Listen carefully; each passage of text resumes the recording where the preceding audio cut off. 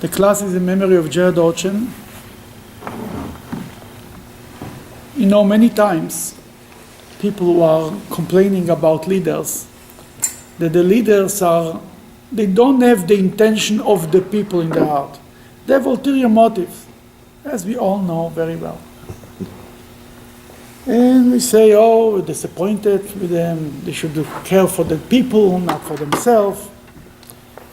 Once a Jew came to the Rebbe, and he told the Rebbe, I look around and I look at the Jewish leaders, nobody really cares for the good of the Jewish people. They have their own agenda, ulterior motives, all of them. The Rebbe smiled and told him, I'll tell you an interesting Jewish law. There is a leap year, right? In Judaism, there is a leap year. Now, in the regular calendar, a leap year is one day in the month of February. Sure? In Judaism, in the Jewish calendar, a leap year is a whole month, an extra month. Why we had an extra month? Because Pesach must be in the spring. Torah says the Jewish people came out from Egypt in the spring and they should celebrate it in the spring. Now, I will not go into the old details, but because the Jewish calendar goes by the moon, we are losing every year 10 days. The moon, 12 moons is 354 days. Regular year, a sun year, is 365 days. That we are losing 11 days every year. That every 2 or 3 years when we're losing 11 days, that it's getting earlier and earlier. That it ends up, Pesach will end up to be before the equinox, not in the spring. That every 2 or 3 years, before Pesach, we add an extra month to push Pesach back to the right place. Then now it's in a calendar, it's a system, we know what it's going to be in 100 years from now. Before the calendar was established, in the time of the rabbis, before this used to be, the Beit Din used to come together, the Sanhedrin, the leaders of the Jewish people, and they made a decision if to make this year a leap year or not.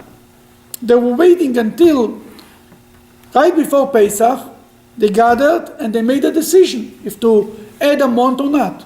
And it was a whole special event. It wasn't, and you needed real reasons. Usually they looked if there is more than the road. People had to go to the temple, to Jerusalem. If it's middle of the winter, they cannot travel. That was one reason. There were other reasons. Basically, the winter had to be over. Talking about Israel, not in Cleveland, that it's still winter.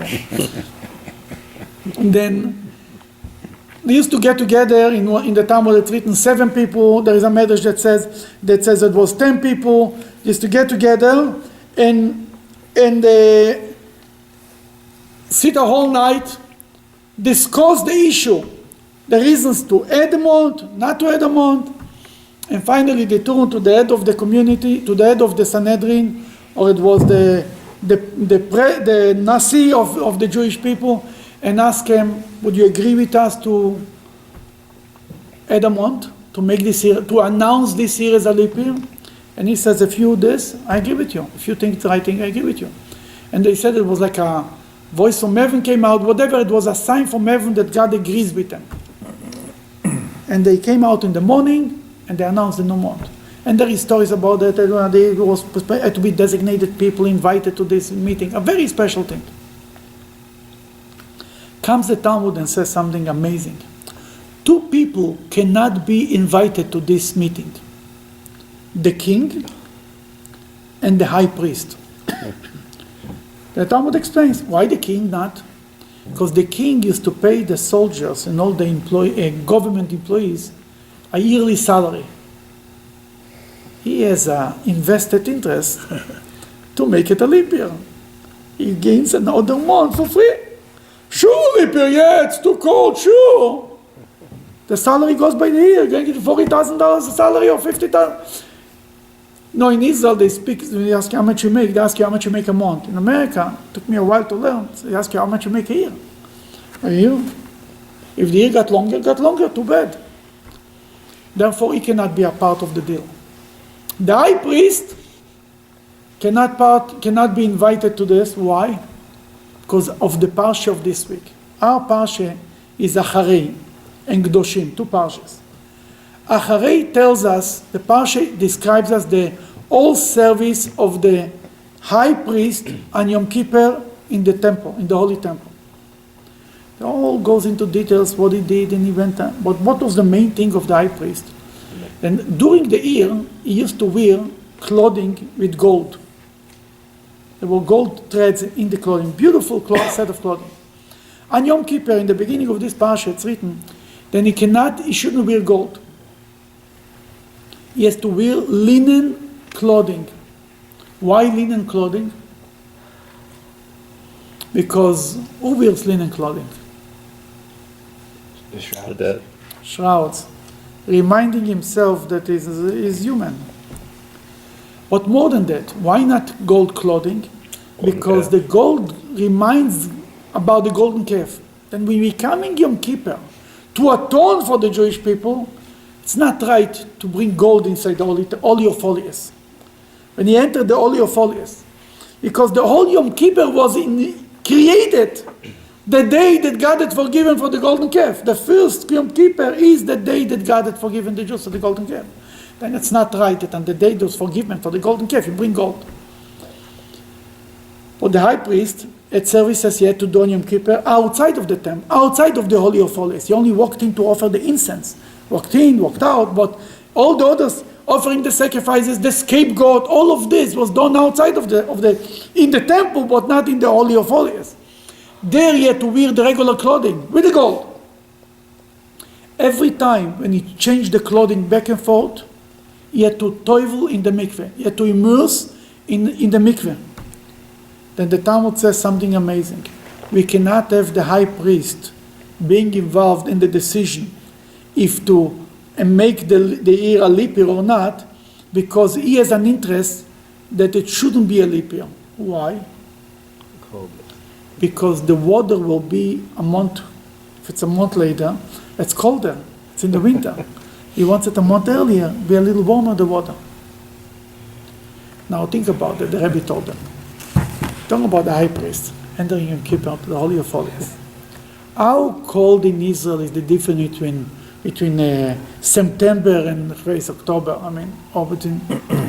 It's a few degrees colder. It's not a change like here. Don't you think when he sits in the meeting, he's thinking about it? He's not. But in subconscious, he has something that motivates him to not to want a leap year. Therefore, he's not objective. He's biased. Therefore, we cannot have him joining the meeting. What the Rebbe shows from it, that even the high priest, even on such a small thing, we are human. And that's important to recognize that we are human and not convince ourselves that we are not. Then what's the question? Then what do you want to tell me that we are all hopeless? The answer is, why the high priest entered to the mikveh? He used to toivel in the mikveh on Yom Kippur 5 times. Every time he changed the clothing back and forth. What is the idea of going into the mikveh? What's beyond the whole concept of immersing in the water? Why is this causing purification? What's the spiritual side of it? What is unique about the sea, natural water? When you look at the sea, you see water, you don't see any of the creatures underneath the water. Every creature underneath the water knows that he's dependent on the water. He doesn't have his own identity. Basically, he doesn't have his ego. Creatures on the land, on the dry land, everyone thinks he's God. In the water, you 1 second without water, you're dead. Then there is a certain level of nullification. They are all included in the water. They don't have their own identity so much. Going into the mikveh, the word tvila, toivel, to immerse, and the word in the same letters is bitul. Bitul means nullification. A person goes into the mikveh, he put his head down. He recognizes that he's very small. And he gets a feeling of nullification, becoming more humble. More that when the high priest, before he enters the Holy of Holies, the whole day of Yom Kippur, he shouldn't think of himself too high. He says to immerse 5 times in the mikveh. because by the end it goes out of Yom Kippur, is an all celebration, the whole Jewish nation celebrates that God had forgiven for the Jewish people. Then the whole idea of the mikveh is nullification. The more we are humble, the more we don't think about, we remind ourselves that the concept of bittul, then the more we have a chance not to be selfish and to be more about others and not about ourselves.